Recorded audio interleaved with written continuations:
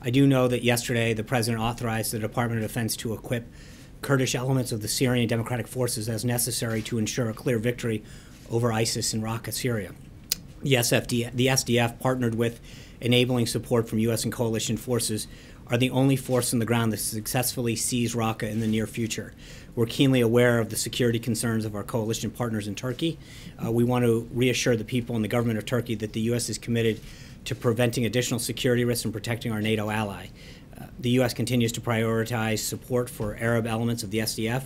Raqqa and all liberated territory should return to the governance of local Syrian Arabs.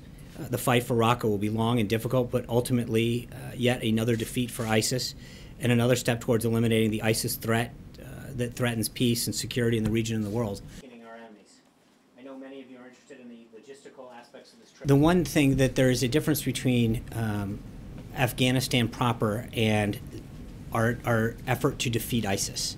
And that's one thing that he was also very clear on in the campaign, that, and as president, that he is going to do everything he can to fight radical Islamic terrorism, to root out and destroy ISIS. In some cases, if ISIS, where he has to go into Afghanistan, they may be synonymous at that point, but they are not always the same, right? You can be in, the goal is always going to be defeat ISIS, which is something that he's been very clear on with the American people from the get-go.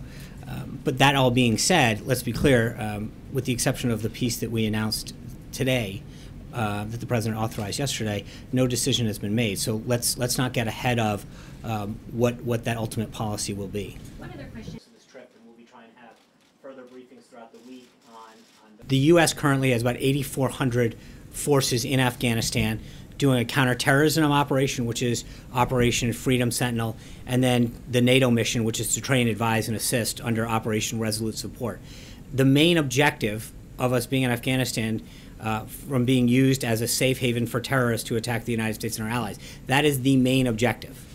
Makes a lot of people think that he wouldn't have been fired if the story had not come out in the media. There are several things that go into a strategy, and I think the idea of just saying, can we throw X number at it, is not the way that the President's looking at these options. He's trying to figure out, walk back from a goal of eliminating this threat, and then tell me how we get there, as opposed to tell me how many troops we need and then what you're going to do with them. I think that there has been in the past, some instances of just figuring, okay, if we add more troops, that'll help solve the problem. The President's asking to re-look at the entire strategy, and then figure out what the footprint is in a variety of ways to get there.